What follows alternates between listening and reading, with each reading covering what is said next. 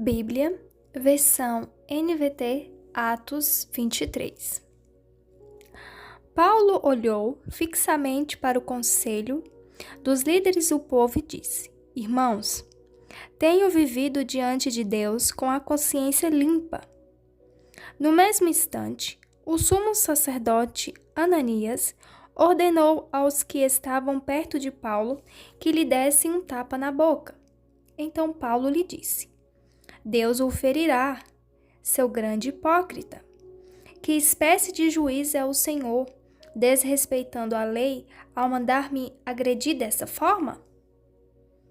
Os que estavam perto de Paulo lhe disseram: Você ousa insultar o sumo sacerdote de Deus? Irmãos, não sabia que ele era o sumo sacerdote, respondeu Paulo, pois as Escrituras dizem: Não fale mal de suas autoridades.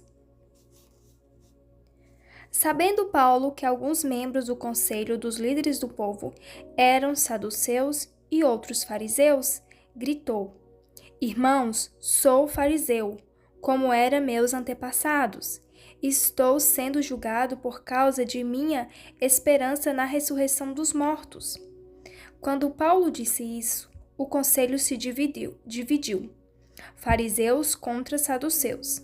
Pois os saduceus afirmam não haver ressurreição, nem anjos, nem espíritos. Mas os fariseus creem em todas essas coisas. Houve grande alvoroço.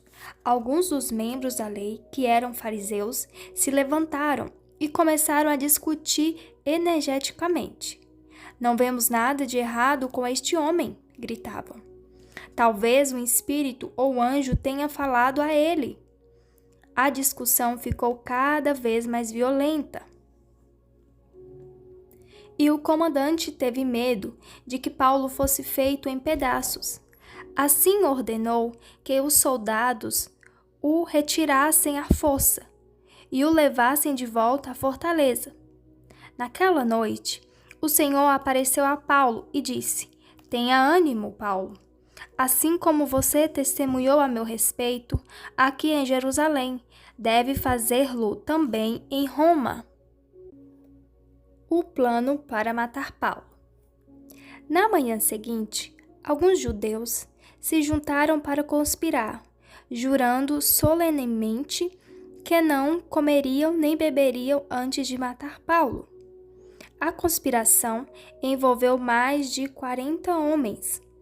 Foram aos principais sacerdotes e aos líderes do povo e lhes disseram: Juramos solenemente, sob pena de castigo divino, que não comeremos nem beberemos antes de matar Paulo. Agora peçam, vocês e o conselho dos líderes do povo, que o comandante traga Paulo de volta ao conselho. Finjam que os senhores desejam examinar o caso com mais detalhes. Nós o mataremos no caminho.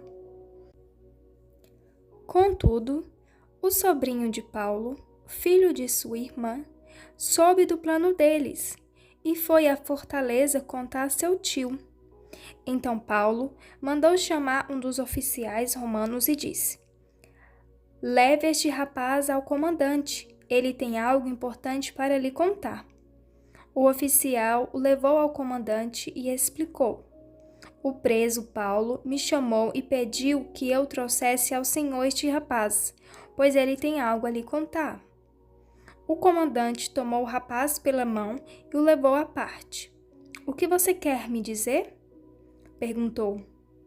O sobrinho de Paulo respondeu: Alguns judeus pedirão que o Senhor apresente Paulo diante da reunião do conselho amanhã, fingindo que desejam obter mais informações. Não acredite neles.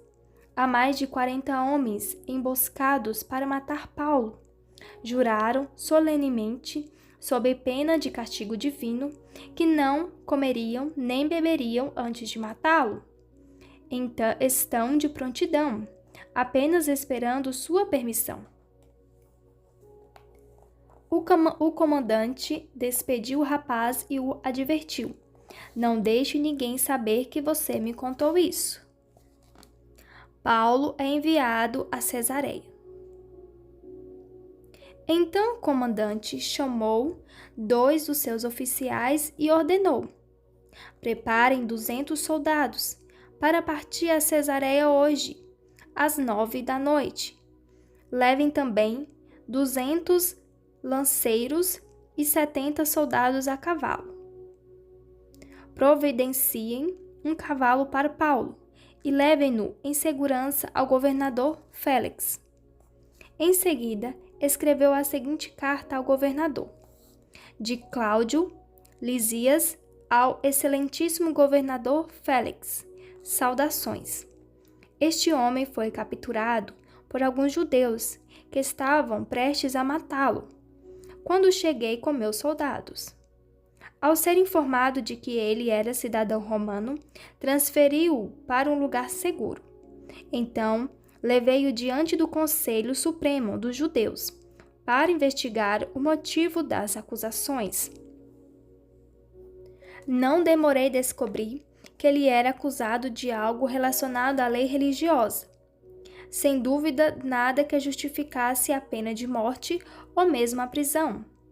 Fui informado, porém, de uma conspiração para matá-lo e enviei-o de imediato ao Senhor.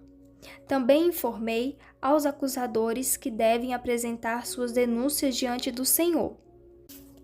Naquela noite, os soldados cumpriram as ordens que haviam recebido e levaram Paulo até Antipádride. Voltaram à fortaleza na manhã seguinte. Enquanto a cavalaria prosseguiu com ele, quando chegaram a Cesareia, apresentaram Paulo e a carta ao governador Félix. O governador leu a carta e perguntou a Paulo de que província ele era. Da Cilícia, respondeu Paulo. Ouvirei seu caso pessoalmente, quando seus acusadores chegarem, disse o governador.